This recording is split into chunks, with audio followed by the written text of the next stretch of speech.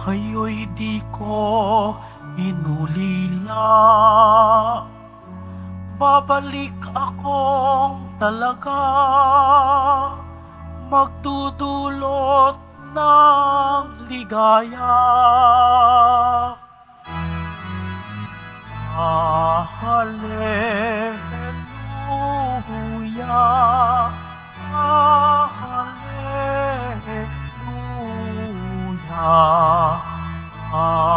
hallelujah,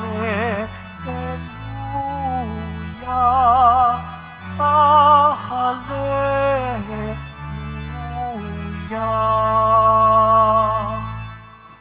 Sumainyo ang Panginoon. At sumaiyo rin. Ang mabuting balita ng Panginoon ayon kay San Juan. Papuri sa iyo, Panginoon. Noong panahong iyon, sinabi ni Jesus sa kaniyang mga alagad, "Kaunting panahon na lamang, at hindi na ninyo ako makikita. At pagkaraan ng kaunting panahon pa, ako'y inyong makikitang muli." Nag-usap-usap ang ilan sa mga alagad. Ano kaya ang ibig niyang sabihin? Bakit niya sinasabing kaunting panahon na lang at hindi na natin siya makikita, at pagkaraan ng kaunti pang panahon ay makikita uli? Sabi pa niya ay, "Sapagkat ako'y paroroon sa Ama." Ano kaya ang ibig sabihin ng kaunting panahon lamang? Hindi natin maunawaan.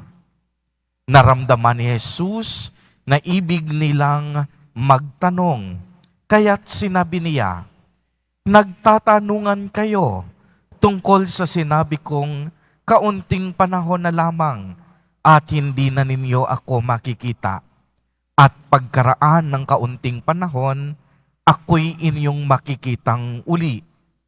Sinasabi ko sa inyo, tatangis kayo at magdadalamhati, ngunit magagalak ang sanlibutan. Matitigib kayo ng kalungkutan, subalit ito'y magiging kagalakan." Ang mabuting balita ng Panginoon. Pinupuri ka namin, Panginoong Hesukristo. Magsiupo muna ang lahat. Magandang umaga po sa inyong lahat, mga kapatid kay Kristo.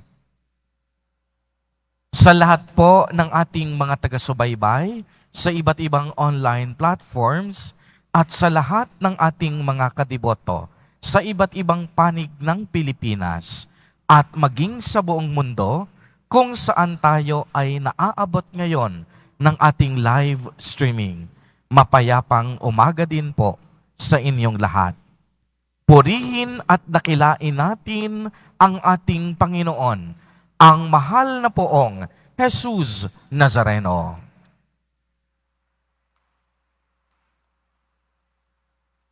Mga kapatid kay Kristo at mga kadiboto, malugod po namin kayong tinatanggap sa Basilica Minor at Pambansang Dambana ni Jesus Nazareno.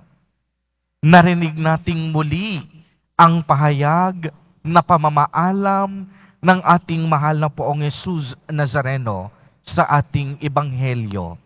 Sinabi niyang, "Kaunting panahon na lamang at hindi na ninyo ako makikita, at paroroon ako sa Ama."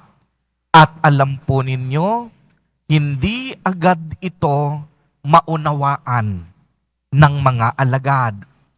Sa kapanahunan ni Jesus, mahirap para sa kanilang unawain ang muling pagkabuhay at pag-akyat sa langit ng Panginoon. Dahil bago sa Jesus, wala pang isang taong nabuhay at nakaakyat sa langit. Si Jesus Nazareno, ang kauna-unahang nabuhay sa mga patay at ang pinakaunang nakaakyat sa langit. Kaya nga yung muling pagkabuhay na konsepto, yung pag-akyat sa langit, talaga namang mahirap maunawaan para sa mga disipulo at alagad ni Jesus Nazareno. Isa pa, masaya sila sa piling ng ating poon. Punong-puno sila ng kalakasan kapag kasama nila si Jesus Nazareno. Kaya nga para sa kanila, mahirap yung pagkakataong mapapahiwalay na sila sa kanilang pinakamamahal na Nuestro Padre, Jesus Nazareno. Kaya naman kung inyong mapapansin, mula nung Lunes, panay-panay na ang paghahabilin ng ating Panginoon. Palagi naman niyang sinasabi, huwag kayong matatakot, huwag kayong mangangamba, sapagkat may kahalili na ako'y isusugo para sa inyo. At ang kahalilang ito ay walang iba kung hindi ang banal na Espiritu na siyang kasakasama natin sa ating kasalukuyang panahon. Kaunting panahon na lamang, hindi ito maintindihan ng mga disipulo. Kaunting panahon na lamang at ang kaluwalhatian at planong kaligtasan ng Diyos ay maisa sa katuparan sa sanlibutan. Kung ang ating mahal na Poong Jesus Nazareno ang nagsasabing ito sa konteksto ng ating panahon ngayon, para bang sinasabi ni Jesus Nazareno sa atin, mga kapatid at mga kadiboto, kaunting panahon na lamang at ikaw ay gagaling din sa lahat ng iyong mga sakit at karamdaman sa buhay. Kaunting panahon na lamang at ikaw ay makakalaya din sa pagkakaalipin mo sa mga bisyo, sa alak, sa sugal. Kaunting panahon na lamang, hindi magtatanggal at makakamit mo na rin ang katarungan na iyong hinahanap. Kaunting panahon na lamang at makakalaya ka na rin sa mga kalupitan at kahirapan na iyong nararamdaman sa araw-araw. Kaunting panahon na lamang at giginhawa din ang iyong pamumuhay. Kaunting panahon na lamang at makakamit mo rin ang lahat ng iyong mga pangarap sa buhay. Kaunting panahon na lamang, makakapasa ka na rin sa iyong board examination at sa iyong mga pagsusulit. Kaunting panahon na lamang, ikaw ay lalaya din. Kaunting panahon na lamang, kaunting panahon na lamang. Mga kapatid kay Kristo at mga kadeboto, maganda rin pong pagnilayan at itanong natin sa ating mga sarili. Paano kung sakaling may kaunting panahon na lang din tayo dito sa lupa? Paano natin gugugulin ang bawat araw? Paano kung kaunting panahon na lamang at tayo ay tatawagin na ng Diyos sa Kanyang kaharian? Kagaya din ba tayo ni Jesus Nazareno?